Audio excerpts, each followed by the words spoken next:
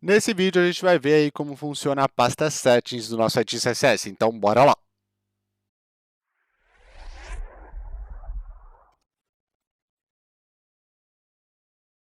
Já está aberto aqui nossa lousa e eu vou desenhar só o triângulo de ouro nesse primeiro vídeo e nos outros a gente vai reaproveitando esse triângulo, beleza? Então aqui a gente tem o nosso triângulo de ouro foi sacanagem, o triângulo da IT CSS. Misturei o X com o CSS agora, deu uma bugada mental aqui. Então a gente está falando aí da primeira pasta, do primeiro nível aqui no topo, beleza? Que é a nossa Settings, a nossa versão ali azul.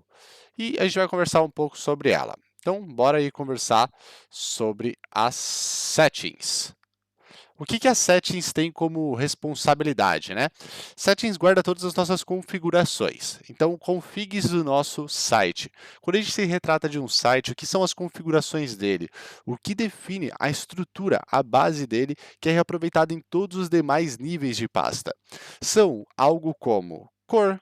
Então, a gente vai ter a pasta colors, o arquivo colors.js.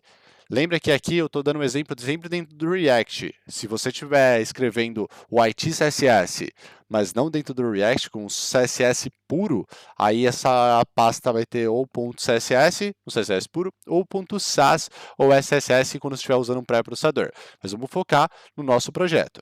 Então, esse daqui é o color.js. Você tem também um que guarda o tamanho das fontes.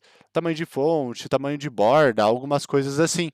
Eu gosto de chamar esse arquivo de size.js. Beleza? Pode chamar diferente, mas é importante você manter um padrão.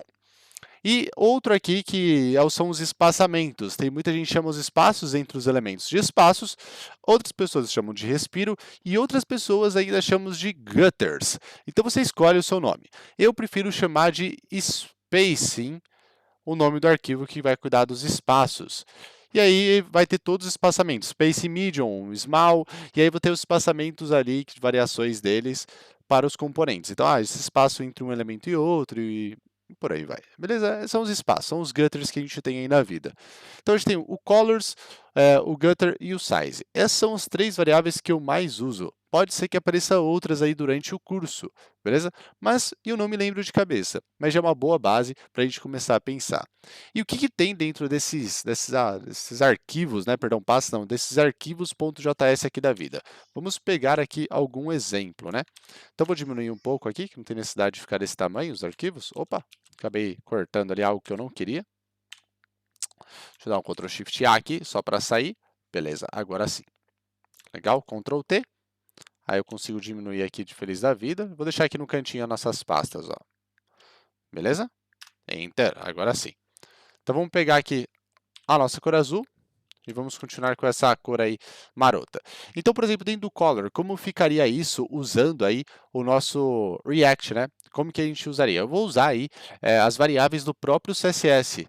O CSS já tem variáveis e eu vou aproveitar desse recurso para realmente definir as variáveis que a gente vai usar de cor. Então, como fica o nome da variável? É traço, traço, porque é assim que a gente escreve variável dentro do CSS, beleza?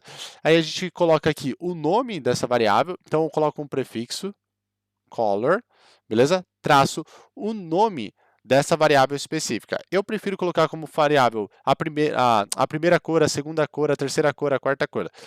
Por que eu prefiro usar nesse sentido? Que aí eu sei que a primeira cor é a cor primária ali, é a cor mais usada, é a cor de destaque. Então eu prefiro colocar o nome aqui first. Não é bom você colocar o nome da cor específica, colocar assim color red, porque amanhã não pode ser red, a cor primária, a cor primeira, beleza? Eu não gosto de primary porque eu acho mais difícil escrever, então eu escrevo first. É só gosto, aí você pode escrever primary se quiser, secondary. Eu escrevo first, second, third, por aí vai. E aqui são as variações, mas eu tenho duas também que eu sempre coloco aí acima delas, que é a zero, então esse daqui fica abaixo, deixa eu até jogar aqui, né, na nossa organização, beleza? E aí eu tenho aqui o traço, traço, que aí eu coloco o color também, sem novidade. E nessa color eu coloco aqui negative. Negative, para mim, é sempre a cor mais com tom mais próximo ao preto, a cor preta, beleza? Que normalmente tende a ser um cinzinha, bem próximo do preto mesmo, que é usado mais para as fontes, para o texto corrido do seu site. Então aqui é o mais próximo da cor preta. Legal? E eu tenho um outro, que é o color, traço zero, que é mais próximo aí da cor branca, beleza? Então fala assim, beleza, a cor zero é a base aí das cores, e aí eu vou ter a cor preta que é o inverso, né? Que eu chamei de negativo, aqui eu posso fazer variações negativas, e aqui é a cor branca. Beleza? Essa é a ideia. De outros nomes, não tem problema. Você pode chamar de zero, menos zero, como você quiser chamar essas duas. Mas é importante você ter uma cor base, que é a cor aí de você sabe que sempre vai ser usado para fontes, esse tipo de coisa, e uma cor que seja o mais próximo do branco, que é bem usado também no site. Então eu faço isso. Acaba que a cor branca é muito usada no site, a cor preta também é muito usada.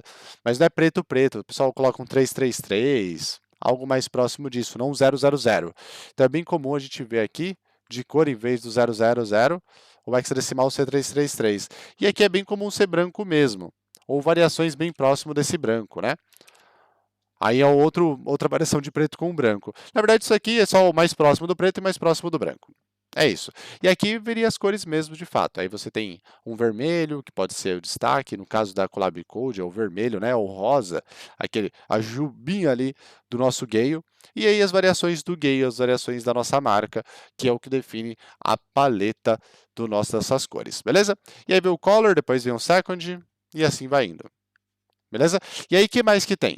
Você pode ter um alfa. Então, por exemplo, eu tenho aqui, que é a outra forma que eu uso para dar as nomenclaturas das variáveis. Eu tenho o color first, que é o vermelho, e eu tenho um color first, que é um pouco mais claro. É esse tom de vermelho mais claro. Eu coloco uma opacidade nele, de fato. Aí eu chamo de traço, traço, color, traço first, traço light, que é a versão light. É a versão mais leve, que é um vermelho com alfa. Beleza? Um vermelho aqui com alfa. Show? Essa é a ideia. Então você vai ter um vermelho, mas com alfa. Então é assim que eu organizo. O size é a mesma parada, só que em vez de o size e o spacing, eu não uso first e second, eu uso o tamanho de dimensão. Então como é que fica ali, né? Deixa eu pegar aqui e recortar isso, que esse é referente ao color. Cadê aqui? Beleza. Ops. Cadê? Me perdi aqui. É esse? É esse aqui. Beleza, desculpa. Acabei demorando ali para achar um negocinho para eu cortar aqui, ó. E ficar suave e feliz o rolê para diminuir aqui, ó. Vou dar o Ctrl T. Diminuir. Então, esse daqui, ó. Opa, agora ficou diferentão, hein? Ó, esse daqui é o nosso size. É o nosso color, perdão.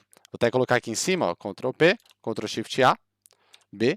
Esse daqui é o nosso color. Beleza? É as nossas cores, os colors, né?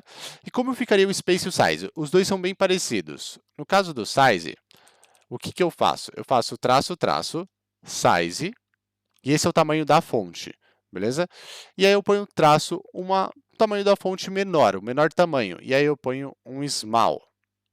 2 pontos, por exemplo, o tamanho da fonte normalmente o menor tamanho é os 10px da vida. Beleza? E aí, se você tem uma variação disso, você vai subindo o nível. E normalmente eu não uso px aqui, eu uso unidades de medida relativas. Então a gente usa aí o REM, que vai pegar a partir do root. E aí eu tenho um size que eu chamo ele de base. E o base, para ficar fácil as minhas contas, eu uso com px e eu uso sempre 10px. Isso é o que eu defino lá no body. Então eu defino no body esse tamanho específico e aí eu vou pegando essas variações. Aqui não seria 10 rem, tá? Aqui fica um pouco diferente. Deixa eu apagar esse rolê aqui. Ficaria assim, ó. Ah, putz, o tamanho do small é um pouquinho maior que o base. Vamos dizer que é 12. Legal? O tamanho aí que o designer utilizou. Aí vai variar de layout para layout, porque quem define isso é o designer. Aí eu coloco isso, ó, 1.2 RM. Como eu defini no meu body que ele vai usar o base, que é 10, nesse caso, o small aí sempre vai ser 12. E se eu quero mudar tudo proporcionalmente, basta eu mudar o valor do base. Se eu mudar o valor da variável base, eu mudo tudo no site. Isso é muito mais fácil de dar manutenção e muito mais fácil de fazer o responsivo do nosso rolê. beleza?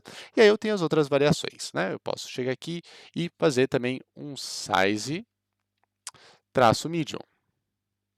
Opa, deixa eu colocar aqui certinho, traço, traço, size, traço medium. E aí eu tenho um tamanho médio, beleza?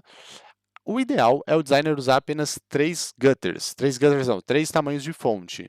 Então aqui seria um 2.4, algo assim, que seria 24, ou um tamanho 18, 1.8, REM, beleza? Aí é só olhar o 8 aqui, por isso que eu gosto de colocar a base como 10, que eu olho o número aqui na frente e já sei, 12, 18, beleza? Aí se tem o 2 na frente, eu multiplico o 10 e ponho o outro número, beleza? Essa é a ideia. Então é bem simples de usar. Então 12, 18, é só olhar o número aqui que você já sabe o que está acontecendo. E aí tem o nosso size big, que é o maior tamanho, beleza? E de vez em quando a gente tem um very big. Aí eu ponho aqui o traço, traço, size, traço, very big. E aí você põe aqui o very big como algo dobro disso, né? Então, por exemplo, o big poderia ser aqui 2.4 RM, que aí seria 24px. E o very big, verdadeiramente grande, a gente teria aqui o 3.8. Aí vai depender do designer, tá? É o designer que define essas coisas. Mas é assim que a gente define os tamanhos de size aí do nosso rolê, beleza? Agora vamos para outra pasta aqui, né? Que é a pasta de spacing. Opa! Não consegui clicar ali, agora eu cliquei. Então, como é que fica o nosso space aqui maroto? Ó, ele fica da seguinte maneira. Opa, peguei errado ali, foi mal. Passei ali um pouquinho fora. Agora sim. Show. Beleza, ó. A parte de spacing ali, ele é bem parecido com essa, só que em vez de você usar o size aqui, igual a gente usou, o prefixo muda, beleza? Então, esse daqui, né? Opa. Vai, filho. Aí, opa. Aí, agora saiu. Eita, não tá saindo. Aí. Agora foi. Beleza. Esse daqui é o nosso size. Beleza? Sizes, na verdade, né? De tamanhos, né? Se tá no plural, põe tudo no plural. O spacings, que tá errado aqui também, é space color, space sizes. O space é um pouquinho o que muda, só o prefixo. É realmente só o prefixo, tá? Não muda mais nada. Em vez de ser size, é spacing.